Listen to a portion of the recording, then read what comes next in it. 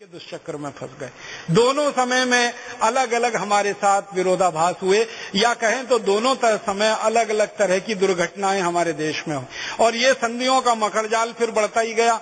हम सबसे पहले आजादी के बाद जिस संधि में फंसे, मैंने कहा था ट्रांसफर ऑफ पावर एग्रीमेंट, फिर उसके बाद इंडियन इंडिपेंडेंस एक्ट की संधि, फिर उसके बाद कॉमनवेल्थ की संधि, फिर धीरे धीरे हमारे ऊपर और बहुत सारी संधियां ला दी गई।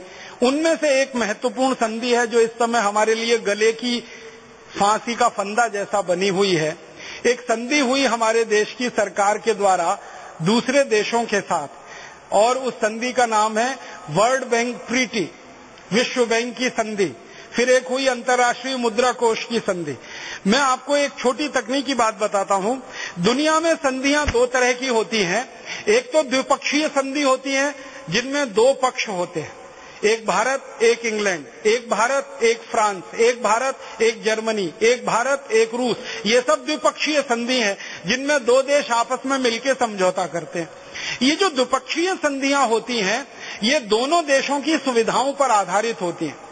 दोनों देशों की मर्जी है तो संधि होगी, अगर दोनों में से किसी एक देश की भी मर्जी नहीं है तो संधि नहीं होगी। ऐसी द्विपक्षीय संधियां होती हैं।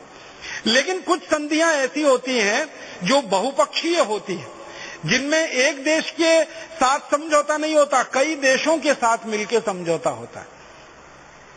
उनको बहुपक्षीय संधि कहते हैं, अंग्रेजी में उनको मल्टीलैटरल एग्रीमेंट कहते हैं। तो जो बहुपक्षीय संधियां होती हैं ये खतरनाक होती है। इनमें क्या होता है कि कोई एक देश अगर सहमत नहीं है तो भी जबरदस्ती उसको शामिल करा के सहमत बनाया जाता है, जबरदस्ती।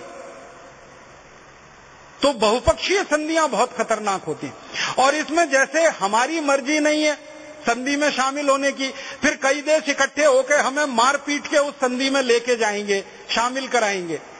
कुछ वो इस तरह से होता है जैसे भेड़ों के बाड़े में कोई एक भेड़ जाना नहीं चाहती तो दूसरी कई भेड़ों को उसके पीछे छोड़ दिया जाता है और वो धकेल धकेल के उसको बाड़े में ले जाती है। वैसे ही होता है बहुपक्षीय संधि में। भारत नहीं चाहता किसी संधि में शामिल होना, लेकिन भारत के जो पड़ोसी देश हैं या दूसरे देश हैं वो इकट्ठे हो जाएंगे, भारत पर दबाव डालेंगे और दबाव इतने हद तक डालेंगे कि झक मार के भारत को उसमें शामिल होना पड़ जाए। वो बहुपक्षीय संधि होती है। और बहुपक्षीय संधि को रद्द करना बहुत ही मुश्किल होता है क्योंकि वो कई देशों के साथ होती है। द्विपक्षीय संधि को आप करें और रद्द कर दें वो आसान होता है। आज आपने संधि की, थोड़े दिन में आपको लगे कि आप उससे सहमत नहीं है या वो आपके लिए अनुकूल नहीं है, आप रद्द कर दीजिए। लेकिन बहुपक्षीय संधि में एक बार आप घुस गए तो इसमें से बाहर निकलना और इसको रद्द करना बड़ा मुश्किल होता है और जिंदगी भर के दुष्चक्र में फंस गए। दोनों समय में अलग अलग हमारे साथ विरोधाभास हुए, या कहें तो दोनों समय अलग अलग तरह की दुर्घटनाएं हमारे देश में हुई और ये संधियों का मकड़जाल फिर बढ़ता ही गया। हम सबसे पहले आजादी के बाद जिस संधि में फंसे, मैंने कहा था ट्रांसफर ऑफ पावर एग्रीमेंट, फिर उसके बाद इंडियन इंडिपेंडेंस एक्ट की संधि, फिर उसके बाद कॉमनवेल्थ की संधि, फिर धीरे धीरे हमारे ऊपर और बहुत सारी संधियां ला दी गई। उनमें से एक महत्वपूर्ण संधि है जो इस समय हमारे लिए गले की फांसी का फंदा जैसा बनी हुई है। एक संधि हुई हमारे देश की सरकार के द्वारा दूसरे देशों के साथ, और उस संधि का नाम है वर्ल्ड बैंक ट्रीटी, विश्व बैंक की संधि। फिर एक हुई अंतर्राष्ट्रीय मुद्रा कोष की संधि। मैं आपको एक छोटी तकनीकी बात बताता हूं। दुनिया में संधियां दो तरह की होती हैं। एक तो द्विपक्षीय संधि होती है जिनमें दो पक्ष होते हैं, एक भारत एक इंग्लैंड, एक भारत एक फ्रांस, एक भारत एक जर्मनी, एक भारत एक रूस। ये सब द्विपक्षीय संधि हैं जिनमें दो देश आपस में मिलकर समझौता करते हैं। ये जो द्विपक्षीय संधियां होती हैं ये दोनों देशों की सुविधाओं पर आधारित होती हैं। दोनों देशों की मर्जी है तो संधि होगी, अगर दोनों में से किसी एक देश की भी मर्जी नहीं है तो संधि नहीं होगी। ऐसी द्विपक्षीय संधियां होती हैं। लेकिन कुछ संधियां ऐसी होती हैं जो बहुपक्षीय होती है, जिनमें एक देश के साथ समझौता नहीं होता, कई देशों के साथ मिलकर समझौता होता है। उनको बहुपक्षीय संधि कहते हैं, अंग्रेजी में उनको मल्टीलैटरल एग्रीमेंट कहते हैं। तो जो बहुपक्षीय संधियां होती हैं ये खतरनाक होती है। इनमें क्या होता है कि कोई एक देश अगर सहमत नहीं है तो भी जबरदस्ती उसको शामिल करा के सहमत बनाया जाता है, जबरदस्ती। तो बहुपक्षीय संधियां बहुत खतरनाक होती हैं। और इसमें जैसे हमारी मर्जी नहीं है संधि में शामिल होने की, फिर कई देश इकट्ठे होकर हमें मार पीट के उस संधि में लेके जाएंगे, शामिल कराएंगे। कुछ वो इस तरह से होता है जैसे भेड़ों के बाड़े में कोई एक भेड़ जाना नहीं चाहती तो दूसरी कई भेड़ों को उसके पीछे छोड़ दिया जाता है और वो धकेल धकेल के उसको बाड़े में ले जाती हैं। वैसे ही होता है बहुपक्षीय संधि में। भारत नहीं चाहता किसी संधि में शामिल होना, लेकिन भारत के जो पड़ोसी देश हैं या दूसरे देश हैं वो इकट्ठे हो जाएंगे, भारत पर दबाव डालेंगे और दबाव इतने हद तक डालेंगे कि झक मार के भारत को उसमें शामिल होना पड़ जाए। वो बहुपक्षीय संधि होती है। और बहुपक्षीय संधि को रद्द करना बहुत ही मुश्किल होता है क्योंकि वो कई देशों के साथ होती है। द्विपक्षीय संधि को आप करें और रद्द कर दें वो आसान होता है। आज आपने संधि की, थोड़े दिन में आपको लगे कि आप उससे सहमत नहीं है या वो आपके लिए अनुकूल नहीं है, आप रद्द कर दीजिए। लेकिन बहुपक्षीय संधि में एक बार आप घुस गए तो इसमें से बाहर निकलना और इसको रद्द करना बड़ा मुश्किल होता है और जिंदगी भर के लिए वो क्लेश हो जाता है। तो ऐसी एक संधि हमारे देश ने कर ली सन 1947 में, आजादी मिलने के लगभग 6 महीने के बाद। ये संधि हुई 27 दिसंबर 1947 को और ये संधि हुई विश्व बैंक संधि और अंतर्राष्ट्रीय मुद्रा कोष संधि। ये दो संस्थाओं की संधि हुई जिसमें 44 देशों ने भारत के ऊपर दबाव डाला और भारत को जबरदस्ती इन दोनों संधियों में शामिल करा दिया। ये संधि क्या हुई? विश्व बैंक नाम की एक संस्था बनी अमेरिका की निगरानी में और अंतर्राष्ट्रीय मुद्रा कोष नाम की एक संस्था बनी अमेरिका की निगरानी में। ये दोनों संस्थाओं का जन्म 27 दिसंबर 1947 को हुआ। ब्रेटन वुड नाम का एक छोटा सा स्थान है अमेरिका में, वहां पर इन दोनों संस्थाओं को पैदा किया गया। इन संस्थाओं का लक्ष्य क्या रखा गया? विश्व बैंक नाम की संस्था बनाई गई इस बात के लिए कि दुनिया के देशों को जब भी कर्ज लेने की जरूरत पड़े तो विश्व बैंक के पास वो जाएं और विश्व बैंक उनको कर्जा दे किसी भी काम के लिए। बदले में वो देश अपना अपना अंशदान विश्व बैंक में जमा करें। इसको थोड़ा समझिए। विश्व बैंक नाम की एक संस्था बनाई गई, उसमें ये व्यवस्था की गई कि भारत जैसे 44 देश कुछ कुछ अपने हिस्से का पैसा विश्व बैंक में जमा करें और जब जरूरत पड़े तो वहां से कर्ज ले लें। ऐसे करके ये संस्था बनाई गई। आप देखिए क्या मूर्खता की ये संधि है, कैसे फंसाया भारत को। पहले आप अपना अंशदान वहां जमा करो, $1 अरब, $2 अरब जो भी तय हुआ, 44 देश मिलके एक वहां बनाएंगे कोष, फिर उसमें से कर्जा ले लो जरूरत पड़ने पर। ये विश्व बैंक का बनाया गया। तो विश्व बैंक का ऐसी स्थापना कर दी गई, भारत को जबरदस्ती इसमें सदस्य बना दिया गया। और ऐसी ही एक संस्था बना दी गई अंतर्राष्ट्रीय मुद्रा कोष, उसमें भी यही नियम था। 44 देशों ने मिलकर इसको बनाया अंतर्राष्ट्रीय मुद्रा कोष को, भारत भी जबरदस्ती उसमें शामिल हो गया।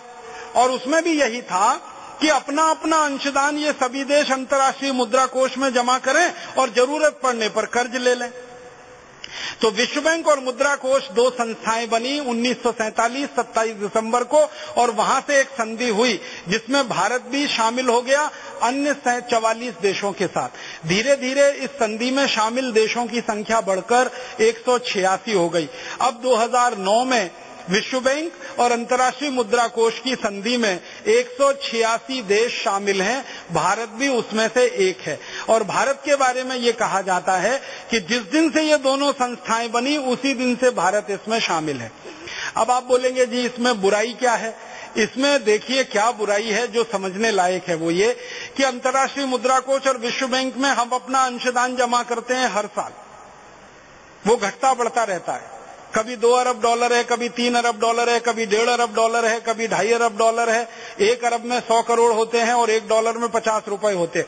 तो हमारा अंशदान हर साल हमें देना पड़ता है विश्व बैंक में, अंतर्राष्ट्रीय मुद्रा कोष में। फिर कभी अचानक हमें कर्जे की जरूरत पड़ती है और हम विश्व बैंक और अंतर्राष्ट्रीय मुद्रा कोष के पास जाते हैं कि हमें कर्जा दे दो।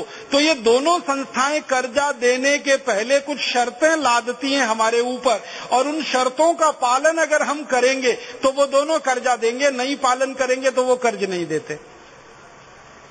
जब हम हमारा अंशदान वहां जमा करते हैं तब कोई शर्त नहीं है, वो कहते हैं लाओ लाओ लाओ लाओ जमा कर दो, जल्दी जल्दी दे दो। जैसे ही हमारा अंशदान उनके कब्जे में जाता है वो पूंजी उनकी हो जाती है, फिर वही पूंजी हमें कर्जे के रूप में लेनी है जिसका ब्याज भी हम देना चाहते हैं, लेकिन उस पर वो शर्तें लगाते हैं। शर्तें कैसी लगाते हैं? सबसे खराब, सबसे ज्यादा अपमानजनक। उदाहरण के लिए बताऊं, हमारी भारत सरकार ने 27 दिसंबर 1947 को अंतर्राष्ट्रीय मुद्रा कोष में अपना अंशदान दिया, जबकि भारत के पास पैसे नहीं थे। मुद्रा कोष को दान दिया, फिर उसके बाद इनको भी दिया, विश्व बैंक को, जबकि पैसे नहीं थे। दूसरों से उधार लेकर हमने हमारा अंशदान जमा कराया, फिर 1948 में जमा कराया, फिर 49 में जमा कराया, फिर 50 में जमा कराया, फिर 51 में जमा किया, फिर 52 में भी जमा किया। 1952 में हमारी सरकार को कर्जे की जरूरत पड़ गई, क्योंकि हमारी सरकार ने एक पंचवार्षिक योजना बनाई, पहली बार बनाई, उसमें पूंजी की जरूरत थी।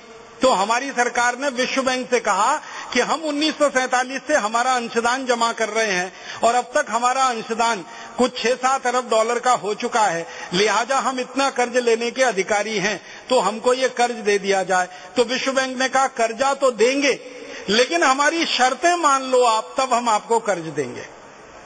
तो वो कर्ज तो देते हैं, लेकिन कंडीशन लगाते हैं, शर्त लगाते हैं। और वो शर्त क्या होती है?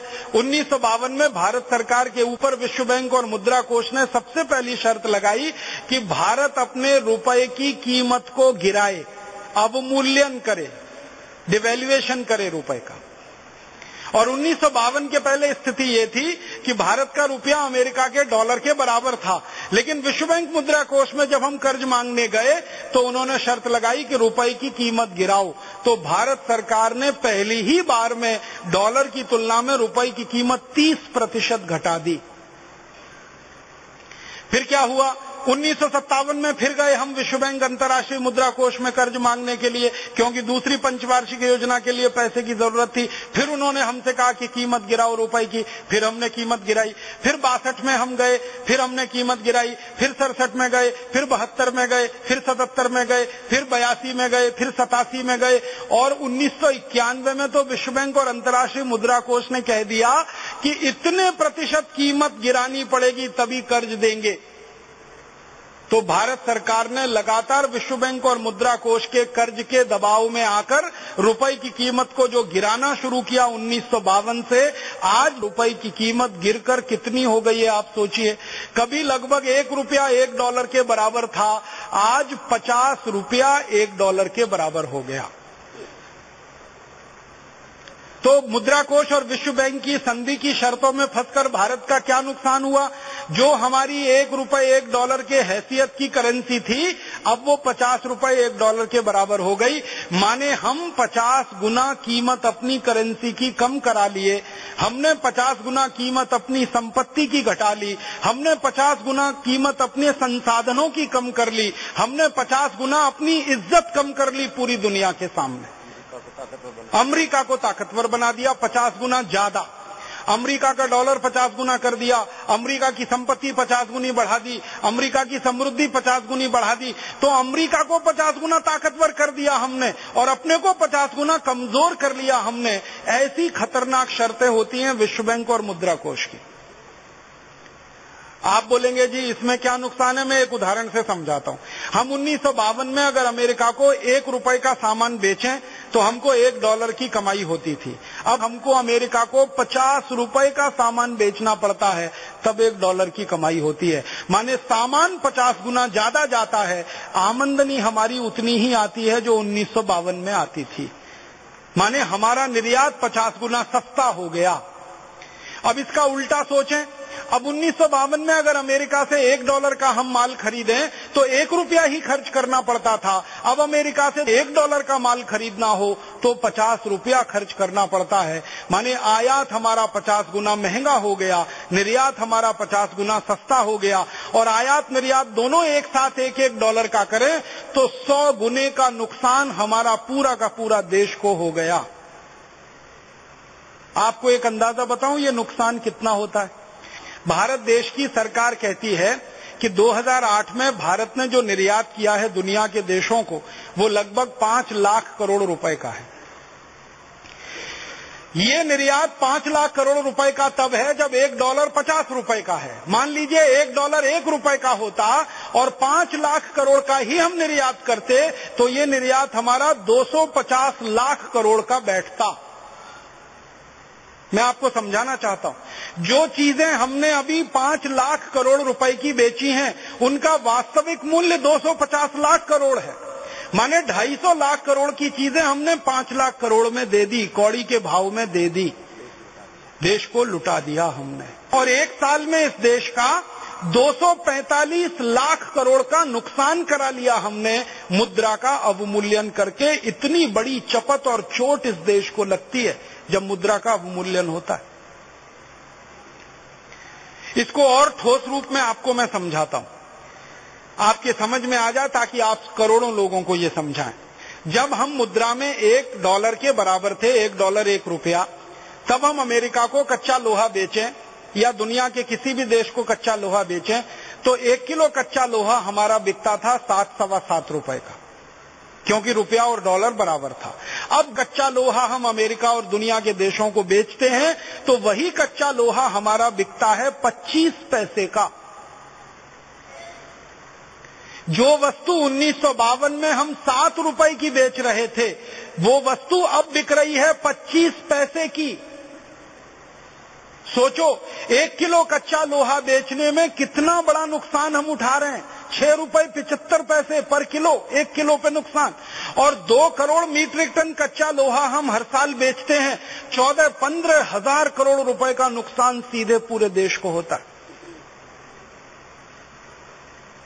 और एक उदाहरण से समझाता हूं। 1952 में अगर हम अमेरिका से स्टील खरीदें या लोहा खरीदें, 1 रुपया डॉलर के हिसाब से होता था। अब वही स्टील और लोहा खरीदना पड़ता है तो 50 रुपया डॉलर के हिसाब से होता है। तो आप कल्पना करो कि जो स्टील हम 52 में खरीदते थे और जो स्टील 2009 में खरीदते हैं, वो कीमत 50 गुनी बढ़ चुकी है। आपको हैरानी होगी, 1952 में हम स्टील खरीदते थे दुनिया के देशों से, तो 80 पैसे किलो के भाव में हम लेते थे। आज वही स्टील हमको 40 रुपए किलो में खरीदना पड़ता है। स्टील वही है, रुपया 40 जाता है उसका। क्वालिटी वही है, रुपया 40 जाता है उसका। आयात करें तो घाटा, निर्यात करें तो जबरदस्त घाटा, और दोनों घाटों को मिलाएं तो घाटे का घाटा। फिर इसकी पूर्ति करने के लिए हम विश्व बैंक से कर्जा लाएं और विश्व बैंक वाले फिर कहें कि रुपए की कीमत कम करो ताकि घाटा और बढ़े, फिर रुपए की कीमत कम करके कर्ज लाएं, फिर घाटा बढ़ाएं। इसी चक्कर में पूरा देश 63 साल से पिस रहा है, इसी चक्कर में। और बड़े बड़े अर्थशास्त्रियों से जब हम ये बहस करते हैं कि इस दुष्चक्र से भारत को निकालने का रास्ता बताओ, तो वो एक ही बात कहते हैं कि राजीव भाई, एक ही रास्ता है कि भारत इतनी ताकत हासिल करे कि ये विश्व बैंक और अंतर्राष्ट्रीय मुद्रा कोष की संधि को एक झटके में खत्म करे और दुनिया के 85 देशों के साथ मिलकर इस संधि को खत्म कराए, तो इस दुष्चक्र से बाहर निकलने का रास्ता है। अन्यथा तो ये देश पिसता ही रहेगा, पिसता ही रहेगा, पिसता ही रहेगा। और ये जो कहानी मैंने भारत की सुनाई ना, रुपए के अवमूल्यन की, ये इससे भी बड़ी दर्दनाक कहानी है अफ्रीकी देशों के रुपए के अवमूल्यन की।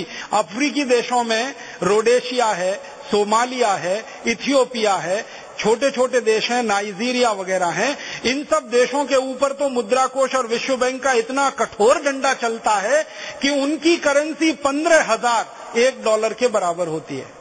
उनकी मुद्रा की कीमत नहीं है, और वो कीमत गिराई किसने है? अंतर्राष्ट्रीय मुद्रा कोष और विश्व बैंक, इन दोनों संस्थाओं ने मिलकर। क्योंकि ये देश भी जाकर कर्ज लाते हैं और कर्ज के लिए एक ही शर्त है, वो लगाते हैं कि कीमत कम करो अपनी करेंसी की। तो उस चक्कर में ये देश और भी बर्बाद हो रहा है। माने कोई मुद्रा की कीमत ही नहीं है, और वो कीमत को बिल्कुल जमीन पे धराशायी कर देने का काम विश्व बैंक और मुद्रा कोष करते हैं। मैं और एक उदाहरण देता हूं। हमारा पड़ोसी देश है इंडोनेशिया। इंडोनेशिया पर यह मुद्रा कोष और विश्व बैंक का ऐसा तगड़ा डंडा चला कि वो इंडोनेशिया की करेंसी जो है ना, रुपया है, रुपया। हमारे यहाँ जैसे रुपया है ना, इंडोनेशिया में रुपया है। तो $1 में एक जमाने में 17 रुपया हुआ करता था। विश्व बैंक और मुद्रा कोष ने उसको 17,000 रुपया करा दिया $1 में। गरीबों का सोच। और इंडोनेशिया मटिया मेट हो गया इसी चक्कर में फंस के। ऐसे ही लैटिन अमेरिका में एक देश है अर्जेंटीना, एक है ब्राजील, एक है चिली, एक है कोस्टारिका, एक है कोलंबिया। ऐसे दुनिया में 100 देश हैं जो अंतर्राष्ट्रीय मुद्रा कोष और विश्व बैंक के चक्कर में फंसकर कर्ज लेने के लिए गए और उनकी शर्तों को मानते हुए अपनी करेंसियों को उन्होंने कम किया और अवमूल्यन में पूरी तरह से डूब गए, कर्जे में फंसे और गहरे कर्जे में फंस गए। ये अंतर्राष्ट्रीय मुद्रा कोष और विश्व बैंक का षड्यंत्र सारी दुनिया में चलता है। और इस पे कब्जा किसका है? अमेरिका का कब्जा है। अंतर्राष्ट्रीय मुद्रा कोष का जो अध्यक्ष बनता है वो अमेरिका की मर्जी से, विश्व बैंक का जो अध्यक्ष बनता है उसका तो नियम है कि वो अमेरिकी नागरिक ही होना चाहिए तभी अध्यक्ष बन सकता है। अंशदान हम सब दे रहे हैं, आप ध्यान दीजिएगा। 186 देश अपने अपने हिस्से का पैसा उसमें जमा कर रहे हैं, लेकिन अध्यक्ष इन 186 देशों में से किसी का नहीं बन सकता, वो सिर्फ अमेरिका का ही बनता है। और अमेरिका में ही पैदा हुआ नागरिक विश्व बैंक का अध्यक्ष हो सकता है।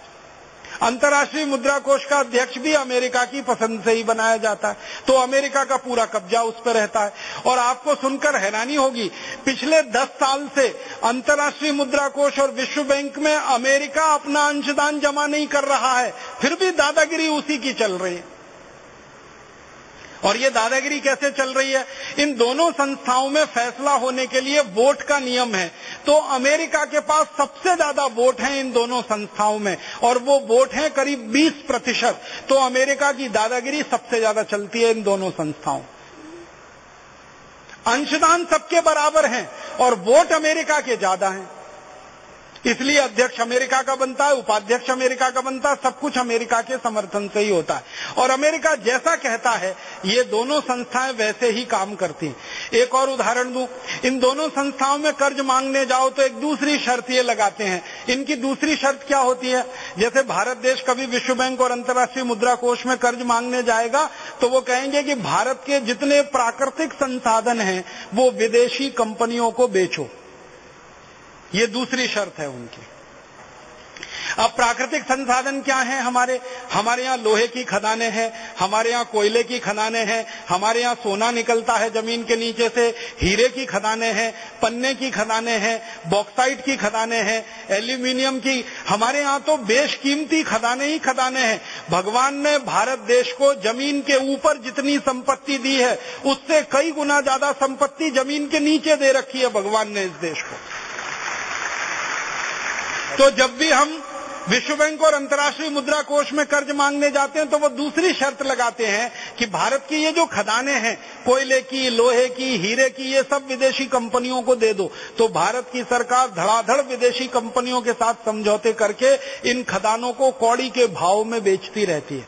आपको मालूम है, इसी विश्व बैंक और अंतर्राष्ट्रीय मुद्रा कोष के दबाव में इस समय भारत के लोहे की ज्यादातर खदानें विदेशी कंपनियों के हाथ में चली गई हैं। उड़ीसा में, छत्तीसगढ़ में, महाराष्ट्र में, कर्नाटक में और गोवा में और झारखंड में सारी खदानें विदेशी कंपनियों के हाथ में। इसी तरह से सबसे बड़ी अंतर्राष्ट्रीय कंपनी है हीरे के व्यापार में डी बीयर्स, उसके हाथ में हमारी हीरे की खदानें चली गई। और अब तो प्राकृतिक संसाधनों में आपको मालूम है खदानें तो होती हैं, पहाड़ भी होते हैं, जंगल भी होते हैं, नदियां भी होती हैं, सरोवर होते हैं, तालाब होते हैं। तो अब तो हमारी सरकारों ने विश्व बैंक और मुद्रा कोष के दबाव में आकर भारत की नदियों को विदेशी कंपनियों को बेचना शुरू कर दिया है। नदियां बिक रही हैं हमारी।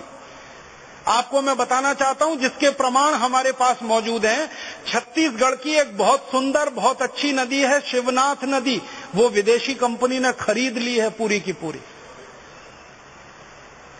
हम अभी तक ये मानते थे इस देश में कि पानी भगवान की दी हुई संपत्ति है, सरकार की संपत्ति नहीं है, लेकिन विश्व बैंक और अंतर्राष्ट्रीय मुद्रा कोष ने ये पानी को सरकार की संपत्ति बना दिया और सरकार ने उसको बेचकर विदेशी कंपनियों के हवाले करना शुरू कर दिया। जंगल बिक रहे हैं विदेशी कंपनियों के नाम हमारे देश में, पहाड़ बिक रहे हैं विदेशी कंपनियों के नाम। उड़ीसा में सबसे ज्यादा जड़ी बूटी देने वाला जो पहाड़ है उसका नाम है गंधमार्दन पर्वत। गंधमार्दन पर्वत पर हजारों किस्म की आयुर्वेदिक जड़ी बूटियां हैं। सारे दुनिया के विशेषज्ञ ये बात मानते हैं। उस पूरे गंधमार्दन पर्वत को विदेशी कंपनियों को बेचने की तैयारी चल रही है, क्योंकि विश्व बैंक और मुद्रा कोष का शर्त है कर्जे की। तो हमारे सारे संसाधन विदेशियों के हाथ में चले जाएं, ये शर्त होती है मुद्रा कोष और विश्व बैंक की। और एक तीसरी शर्त उनकी होती है कि भारत में ये जो पब्लिक सेक्टर के कारखाने होते हैं ना, जैसे BHEL है, भारत हैवी इलेक्ट्रिकल्स लिमिटेड है, इंडियन इलेक्ट्रॉनिक्स लिमिटेड है, IEL है, BHEL है, IEL है, ऐसे भारत में 244 बड़े पब्लिक सेक्टर के कारखाने हैं। मुद्रा कोष और विश्व बैंक की शर्त यह है कि इन कारखानों को भी एक एक करके विदेशी कंपनियों को बेचते जाओ। और हमारी सरकार पिछले 15 सालों से इन कारखानों को भी बेचने की तैयारी कर रही है। कई कारखाने विदेशी कंपनियों के हाथ में जा चुके हैं। फिर हमारे यहाँ जीवन बीमा व्यवसाय है, लाइफ इंश्योरेंस है, जर्नल इंश्योरेंस है, इसको भी विश्व बैंक और अंतर्राष्ट्रीय मुद्रा कोष का दबाव है, विदेशी कंपनियों के हाथ में दे दो। तो भारत ने जीवन बीमा के क्षेत्र में और सामान्य बीमा के क्षेत्र में 26% पूंजी निवेश का अधिकार विदेशी कंपनियों को दे दिया। अब नया कानून बनाकर उसको 49% करने जा रहे हैं। थोड़े दिन में 74% करेंगे और एक दिन 100% कर देंगे। तो विश्व बैंक और मुद्रा कोष की शर्तें ऐसी खतरनाक होती हैं। एक तीसरी शर्त बताता हूं। विश्व बैंक और मुद्रा कोष की एक तीसरी शर्त ये होती है कि हमारे भारत की सरकार जो बजट बनाती है और उस बजट में गरीबों के लिए जो पैसा खर्च किया जाता है, जिसको सब्सिडी के नाम से हम जानते हैं, इसको कम करते जाओ और हर साल के गरीबों के ऊपर खर्च होने वाले बजट को कम करते जाओ। तो सन 1991 से भारत की सरकार ने गरीबों के लिए बजट में धन कम करना शुरू कर दिया। तो शिक्षा के लिए धन कम हो गया, स्वास्थ्य के लिए धन कम हो गया, चिकित्सा के लिए धन कम हो गया, किसानों के लिए धन कम हो गया, खेती के लिए धन कम हो गया, सिंचाई के लिए धन कम हो गया। माने भारत के आम आदमी की जरूरतें पूरी करने वाली जो योजनाएं हैं विकास की, उन सबके लिए सरकार के पास अब धन की कमी है, क्योंकि विश्व बैंक और मुद्रा कोष की वो शर्त है। और विश्व बैंक और मुद्रा कोष क्या कहते हैं? वो कहते हैं हर चीज का प्राइवेटाइजेशन करो, शिक्षा का प्राइवेटाइजेशन कर दो, चिकित्सा का प्राइवेटाइजेशन कर दो, न्याय का प्राइवेटाइजेशन कर दो, सड़कों का प्राइवेटाइजेशन कर दो, संसाधनों का प्राइवेटाइजेशन कर दो। और धीरे धीरे सरकार वही कर रही है। आपको मालूम है सड़कों का प्राइवेटाइजेशन कैसे हो रहा है?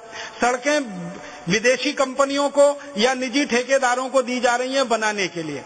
बनाने के लिए कर्ज की जरूरत है, सरकार उसकी कमी पूरी कर रही है, कर्जा सरकार दिलवा रही है। कर्जा वो ठेकेदारों के नाम से, वो देशी हो या विदेशी हो, विड्रॉ किया जा रहा है।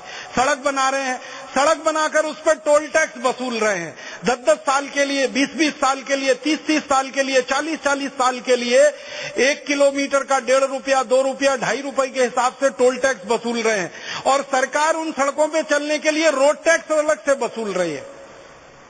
और कुछ सड़कें तो पूरी विदेशी कंपनियों की मिल्कियत की हो गई हैं इस देश में। वो जितना मनमाना चाहे उतना टैक्स वसूल सकते हैं।